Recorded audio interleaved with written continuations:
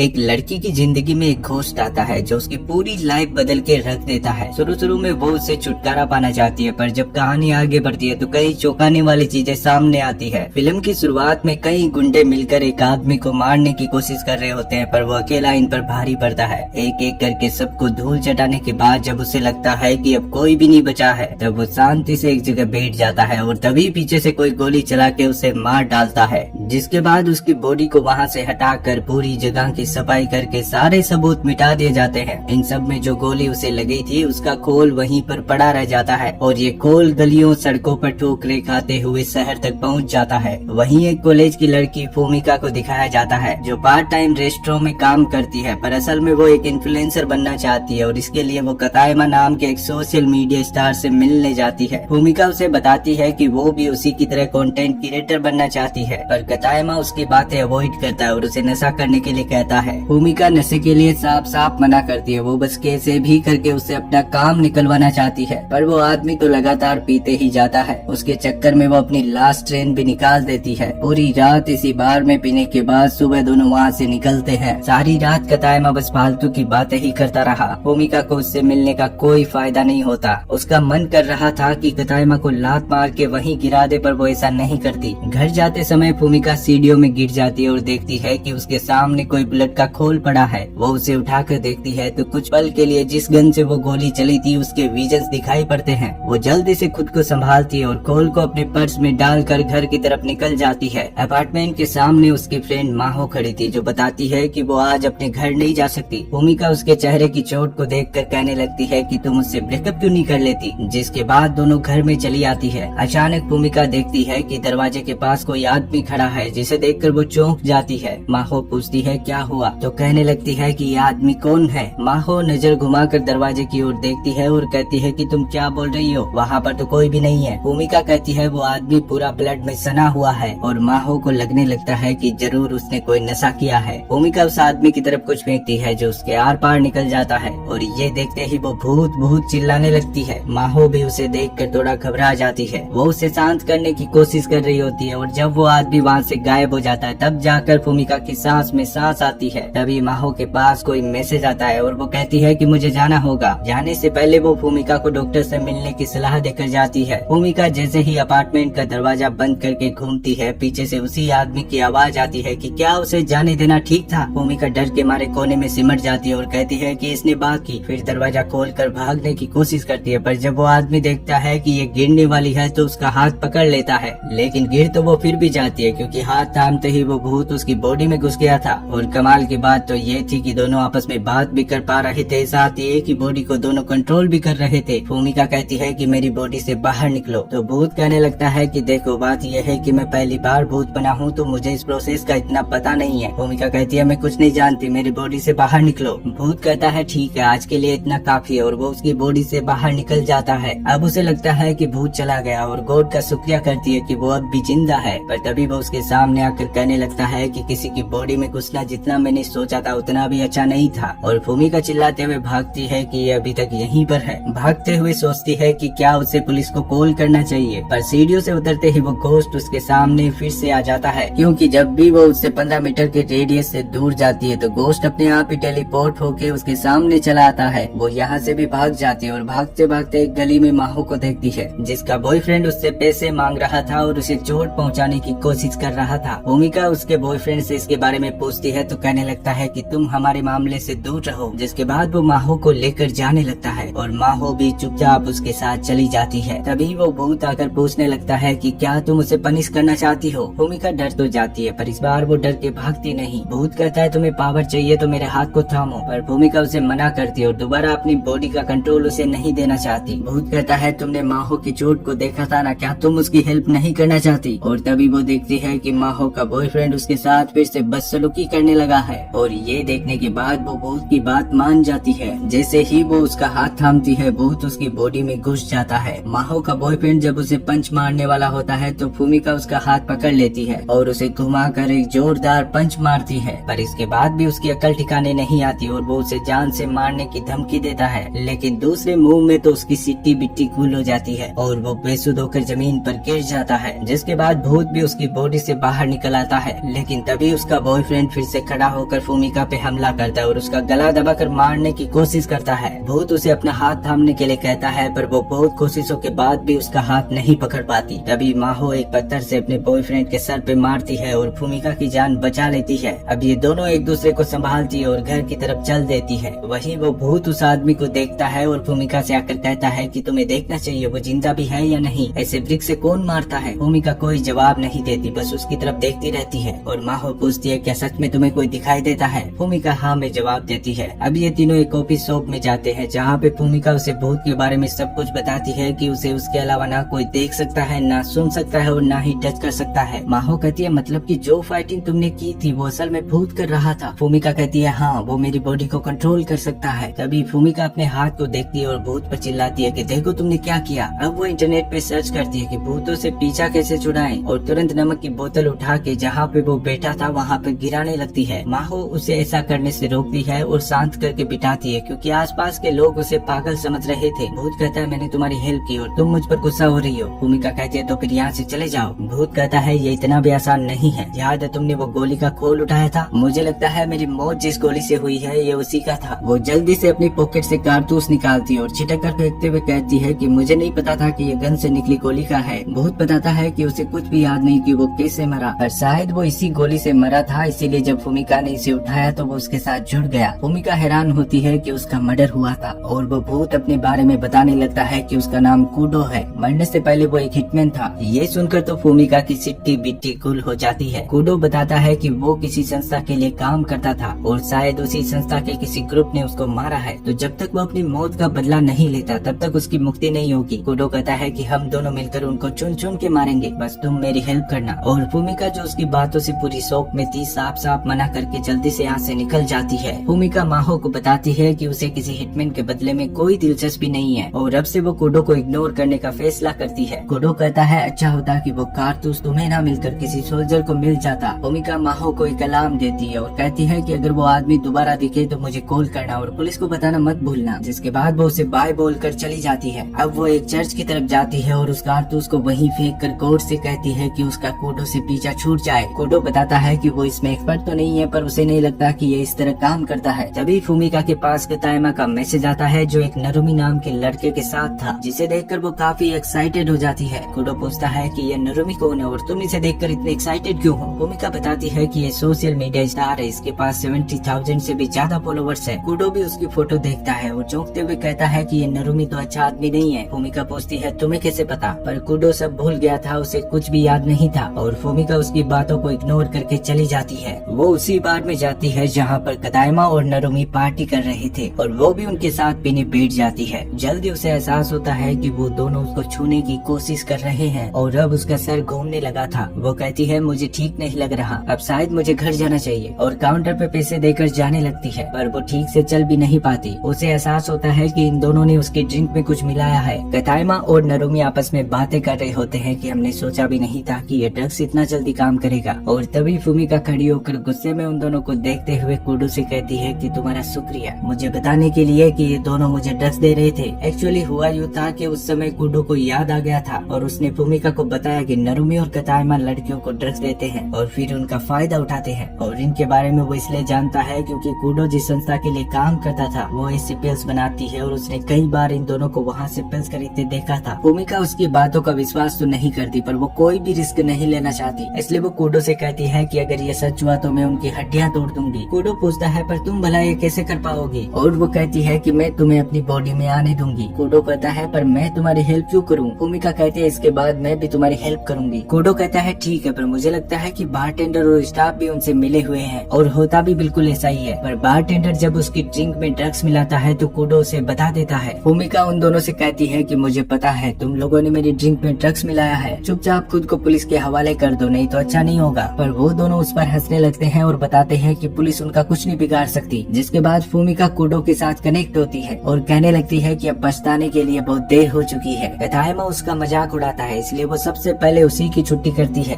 बिल्कुल किसी professional fighter की तरह एक एक करके सबको पीट कर उनका बुरा हाल बना देती है। पर इसी फाइट में जो बारटेंडर था वो मारा जाता है और भूमिका डर के मारे रोने लग जाती है। कूडो को समझ नहीं आता कि वो उसे शांत कैसे करे और वो कहता है कि चिंता मत करो, मैं तुम्हें जेल नहीं जाने दूंगा। वो बताता है कि हमें इन सबको खत्म करके सारे सबूत मिटाने होंगे। और ये बिल्कुल भी गलत नहीं है, क्योंकि ये सभी लोग बुरे इंसान हैं। पता नहीं कितनी लड़कियों की जिंदगी बर्बाद कर चुके हैं, लेकिन ये सब करने के लिए हमें किसी को बुलाना होगा जो मेरी संस्था में ही काम करता है। वो अच्छा आदमी तो नहीं है, पर हमारा काम बन जाएगा। कूडो नंबर बताता है और भूमिका उस आदमी को कॉल करके बताती है कि वो कूडो को जानती है और जल्द से जल्द उसे यहाँ आ जाने के लिए कहती है। थोड़ी देर में कागेरा नाम का एक हिटमैन आता है और भूमिका से पूछता है कि क्या वो अकेली है, कूडो कहाँ पे है। तो भूमिका बताने लगती है कि कूडो घोस्ट बन चुका है और बस उसे ही दिखाई देता है। पर कागेरा बिल्कुल सीरियस होता है, उसे भूमिका की बातें मजाक लगती है। वो चाकू निकाल कर उसकी ओर बढ़ने लगता है। कूडो घबराते हुए कहता है कि वो तुम्हें मारने से पहले एक बार भी नहीं सोचेगा। वो जल्दी से उसकी बॉडी में घुस के एक ही मुंह में उसी का चाकू उसी की ओर तान देता है और कहता है कि तुम अब भी मुझे हरा नहीं सकते। कागेरा समझ जाता है कि ये तो सिर्फ कूडो ही कर सकता है, जिसके बाद भूमिका कूडो की बातें कागेरा को समझाती है और वो अपने काम पे लग जाता है। जितनी भी बॉडीज थी उन सबको एक गाड़ी में डालकर निकल पड़ते हैं। भूमिका रास्ते में कागेरा से कूडो की मौत के बारे में पूछती है। कागेरा बताता है कि इसके बारे में उसे ज्यादा नहीं पता, पर कुछ दिनों पहले ही उनकी संस्था के ओनर की मौत हो गई, जिसके बाद सारा काम उसके बेटे ने अपने हाथ में ले लिया। लेकिन नया ओनर गलत काम करने लगा और कूडो को ये बिल्कुल भी पसंद नहीं था। भूमिका कहती है मतलब कि ओनर ने ही कूडो को मारा है। तो कागेरा कहता है कि इसके बारे में वो नहीं जानता। अब वो उन सभी को उसी जगह लेकर जाता है जहाँ पर कूडो को मारा गया था और यहाँ आने के बाद कूडो को भी ये जगह जानी पहचानी सी लगती है। कागेरा उन सभी को खत्म करके अपना काम पूरा करता है, जिसके बाद वो भूमिका को उसके अपार्टमेंट के सामने ड्रॉप करता है और जाने से पहले पूछता है कि क्या कूडो सच में उसे दिखाई देता है। भूमिका हाँ में जवाब देती है और वो दोबारा कभी ना मिलने का बोल के चला जाता है। अपार्टमेंट में आने के बाद भूमिका कूडो का शुक्रिया करती है और बताती है कि अगर वो नहीं होता तो पता नहीं वो लोग उसके साथ क्या करते। कूडो कहता है कि उसने पिछली लाइफ में कई लोगों को मारा है, पर इस आफ्टर लाइफ में उसे लोगों की हेल्प करके अच्छा लग रहा है। भूमिका कहती है फिर वादा करो कि तुम इस आफ्टर लाइफ में ऐसे ही हीरो बन के रहोगे, और कूडो भी उसकी बात मान जाता है। जिसके बाद भूमिका सो जाती है क्योंकि वो काफी थक चुकी थी। वहीं इधर कूडो की संस्था को दिखाया जाता है। उसका नया लीडर जो ओनर बनते ही गलत काम करने लगा था, टेंशन में होता है कि कूडो मरा भी है या नहीं। तभी वहाँ पर कागेरा आता है और बताता है कि कूडो के बारे में बात करनी है। ओनर पूछता है क्या तुम्हारे पास उसका कॉल आया था। कागेरा बताता है कि कूडो का भूत एक कॉलेज की लड़की को अपने वश में करके रखा है। ओनर को उसकी बातों में विश्वास तो नहीं होता, पर फिर भी वो अपने कुछ हिटमैन्स को सच्चाई का पता लगाने के लिए भेज देता है। कागेरा उसे वार्निंग देता है कि नॉर्मल गुंडों को मत भेजना, कोई भी नहीं बचेगा। ओनर को उसकी बातें मजाक लगती है और कागेरा उसे तरस भरी नजरों से देखता है। थोड़ी ही देर में गुंडे भूमिका के अपार्टमेंट तक पहुंच जाते हैं। खतरे का एहसास होते ही कूडो जल्दी से भूमिका को जगाता है। पैरों की आवाज सुनकर वो समझ जाता है कि 4 लोग उन्हीं की तरफ आ रहे हैं। जैसे ही डोर से आवाज आती है वो तुरंत भूमिका को हाथ थामने के लिए कहता है। अब चारों में से एक गुंडा अंदर आता है, जिसे कूडो बड़ी आसानी से अपने वश में करके उसकी गन बाकी तीनों की तरफ तान देता है। इन गुंडों का लीडर बाहर से देखता है कि अपार्टमेंट में गोलियां चल रही है। वो अंदर जाकर देखता है तो उसके चारों साथी वहाँ पर घायल पड़े थे। बालकनी से नीचे देखता है तो वो लड़की भाग रही थी। भूमिका भागते हुए उसी जगह पहुँच जाती है जहाँ पर कूडो मरा था। और कमाल की बात तो ये थी कि यहाँ पर कागेरा पहले से मौजूद था। कागेरा बताता है कि उसी ने सबको भूमिका के बारे में खबर दी थी। ये सुनकर कूडो उस पर काफी गुस्सा होता है। भूमिका कहती है तुम्हारी वजह से मेरे अपार्टमेंट की हालत बिगड़ चुकी है, अब तुम ही उसको ठीक करके दोगे। जब कागेरा भूमिका पे गन तान देता है तो कूडो तुरंत उसकी बॉडी में घुस के कागेरा की गन छीन कर उसे खोल कर फेंक देता है। अब इन दोनों के बीच में फाइट होती है और कागेरा बड़ी चालाकी से गन उठाकर उसे शूट करना चाहता है, पर कूडो फिर से गन छीन कर उसी पे तान देता है। और जैसे ही वो गन पॉइंट करता है उसे सब याद आने लगता है कि वो कैसे मरा था। कागेरा बताता है कि हाँ मैंने ही तुम्हें मारा है। कूडो पूछता है तुमने ऐसा क्यों किया। कागेरा बताता है कि जब नया ओनर बना तो हम लोग उसके खिलाफ थे, पर बाद में तुमने बिना बताए अपनी जॉब छोड़ दी और हमारे विद्रोह की आग वहीं पर बुझ गई। जिसके बाद नए ओनर ने तुम्हें मारने के ऑर्डर्स दिए और मुझे मारना पड़ा, नहीं तो वो लोग मुझे भी नहीं छोड़ते। वहीं कूडो को याद आता है कि जब कागेरा उसे मारने आया था तो उसने भागने का मौका दिया था, पर कूडो अपनी लाइफ से तंग आ चुका था और उसी ने कागेरा को उसे मार देने के लिए कहा था। कागेरा रोने लग जाता है क्योंकि वो भी अपनी लाइफ से तंग आ चुका था। वहीं इधर ओनर काफी गुस्से में होता है कि एक मामूली सी लड़की प्रोफेशनल फाइटर्स को चकमा देके भाग गई। उसके गुंडे बताते हैं कि उसके मुंह किसी नॉर्मल इंसान के नहीं थे, जरूर उसमें कूडो की आत्मा है। इधर कागेरा कहता है कि तुम्हें शहर छोड़कर जाना होगा, वो लोग तुम्हारा पीछा नहीं छोड़ेंगे। और भूमिका बताती है कि क्यों ना हम ओनर को ही खत्म कर दे, इससे पूरी संस्था ही बंद हो जाएगी, फिर ना तुम्हें कोई खतरा होगा ना मुझे, और सबसे बड़ी बात कूडो को भी मुक्ति मिल जाएगी। पर कागेरा उसकी बात पर राजी नहीं होता क्योंकि इस काम में बहुत खतरा है और भूमिका की जान भी जा सकती है। भूमिका गुस्से में कहती है कि ये वो खुद के लिए करेगी, उसे किसी के आने या ना आने से कोई फर्क नहीं पड़ता। उनकी वजह से उसका पूरा अपार्टमेंट बर्बाद हो गया और अब वो संस्था के ओनर को नहीं छोड़ने वाली। जिसके बाद वो कूडो को लेकर यहाँ से चली चली जाती है। थोड़ी देर में कागेरा कार लेकर इनके पास आता है और कहता है कि ठीक है, अगर तुम्हें मरना ही है तो मैं भी तुम्हारे साथ हूँ। अब ये तीनों संस्था के बाहर पहुँच जाते हैं। कागेरा पहले अंदर जाता है ताकि कितने गुंडे कहाँ पर है उनकी लोकेशन का पता लगा सके, और फूमिका कूडो के साथ हथियारों के गोदाम की तरफ जाती है। कूडो आगे रहता है और फूमिका को अलर्ट करता रहता है क्योंकि उसे कोई नहीं देख सकता पर वो तो सबको देख सकता है। इस तरह दोनों हथियारों के गोदाम में पहुंच जाते हैं और जरूरत के सारे हथियार लेकर कागेरा को इन्फॉर्म करते हैं और वो भी इनके साथ मिल जाता है। अब कूडो फूमिका की बॉडी में घुस जाता है और गुंडों पर हमला करते हैं। यहाँ पर एक जोरदार शूट आउट होता है जिसमें लगभग सभी गुंडे मारे जाते हैं। लास्ट में ओनर बचता है और कूडो उसके दोनों पैरों पर गोली मार के घुटनों के बल बिठा देता है। फूमिका ओनर से कहती है कि मुझे मेरे अपार्टमेंट के पैसे चाहिए। ओनर कहता है क्या मतलब, एक अपार्टमेंट के लिए तुमने मेरे पूरे एम्पायर की बैंड बजा दी। पर असल में फूमिका ने ये सब कूडो को मुक्ति दिलवाने के लिए किया था, जिसके बाद कागेरा ओनर को खत्म कर देता है। फूमिका खुश होती है कि सब खत्म हो गया और साथ ही उसे काफी पेन भी हो रहा था क्योंकि उसकी बॉडी के सारे अंजर पंजर हिल चुके थे। अब वो लंगड़ाते हुए घर की तरफ चल देती है और साथ ही कूडो का हर एक चीज के लिए शुक्रिया करती है। तभी देखती है कि कूडो उसके पीछे नहीं है। कागेरा पूछता है कूडो ने क्या बोला, तो कहने लगती है कि शायद वो चला गया। ये सुनकर कागेरा काफी खुश होता है। कागेरा कहता है कि मैं तुम्हारे अपार्टमेंट का खर्चा दे दूंगा, जिसके बाद हम कभी नहीं मिलेंगे। फूमिका उसका शुक्रिया कहके अपने घर की तरफ निकल जाती है। कुछ दिनों बाद हम देखते हैं कि फूमिका जब सीढ़ियों से गुजरती है तो उससे वही कारतूस फिर से मिलता है, जिसे देखकर उसके चेहरे पे मुस्कान आ जाती है। वो उसे अपने पर्स में ये सोच कर रख लेती है कि क्या पता कूडो उससे मिलने दोबारा आ जाए। और इसी के साथ ये फिल्म यहीं पर खत्म हो जाती है। Thanks for watching.